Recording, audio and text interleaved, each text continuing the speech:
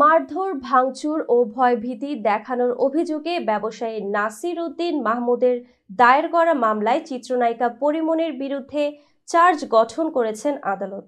এর মধ্য দিয়ে এ মামলায় তার আনুষ্ঠানিক বিচার শুরু হয়েছে। এছাড়া আদালতে উপস্থিত না হওয়ায় পরীমনির বিরুদ্ধে গ্রেফতারি পরোয়ানা জারি করা হয়েছে। বিস্তারিত হাসিব খানের ডেস্ক রিপোর্টে।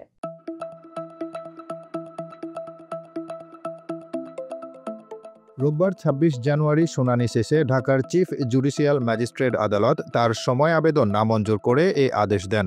আসামিপক্ষের আইনজীবী নীলাঞ্জনা রিফাত সুরভি এ তথ্য নিশ্চিত করেছেন। গত এপ্রিলে ঢাকার senior judicial magistrate M Saiful ইসলামের আদালতে গ্রেপ্তারি পরোয়ানা জারির আবেদন করেন বাদীপক্ষের আইনজীবী আবুল কালাম মোহাম্মদ সোহেল।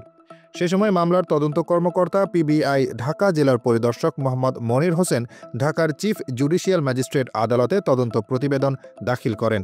প্রতিবেদনে আসামি পরীমনি ও তার costume designer Junaid Baghdadi Jimmy ওরফে জিমের বিরুদ্ধে বাদীকে মারধর ও ভয়ভীতি দেখানোর অভিযোগের সত্যতা পাওয়া গেছে বলে উল্লেখ করা হয়। ব্যবসায়ী নাসির উদ্দিন মাহমুদ বাদী হয়ে ২০২১ সালের ৬ জুলাই ঢাকার সিনিয়র জুডিশিয়াল ম্যাজিস্ট্রেট রাজীব হাসানের আদালতে পরীমনিসহ ৩ জনের বিরুদ্ধে এ মামলা করেন। এ মামলার অন্য দুই আসামি হলেন পরীমনির সহযোগী ফাতেমাতুজ জান্নাত বনি ও জুনায়েদ বুগদাদি জিমি ওরফে জিম। মামলায় বাদী উল্লেখ করেন, পরীমনি ও তার সহযোগীরা অ্যালকোহল সেবনে অভ্যস্ত।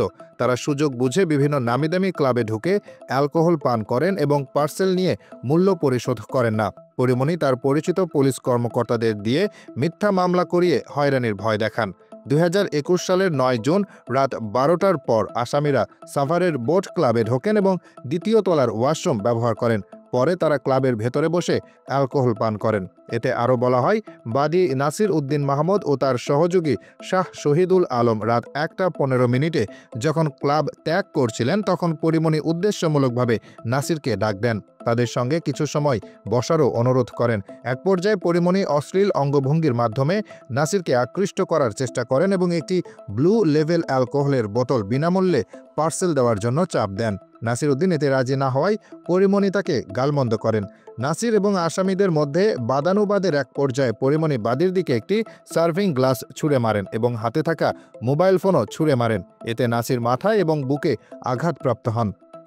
মামলায় আরও উল্লেখ করা হয়, পরীমনি ও তার সহযোগীরা নাসির উদ্দিনকে মারধর ও হত্যার হুমকি দিয়েছেন ও বোট ক্লাবে ভাঙচুর করেছেন।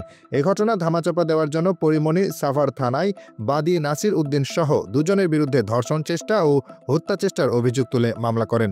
এর আগে ২০২১ সালের ১৪ জুন ধর্ষণ ও হত্যা চেষ্টার অভিযোগে ৬ জনের বিরুদ্ধে মামলা দায়ের করেন পরীমনি।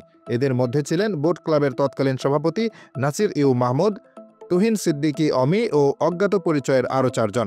তদন্তের পর ধর্ষণ বা হত্যা চেষ্টার কোনো প্রমাণ পায়নি পুলিশ।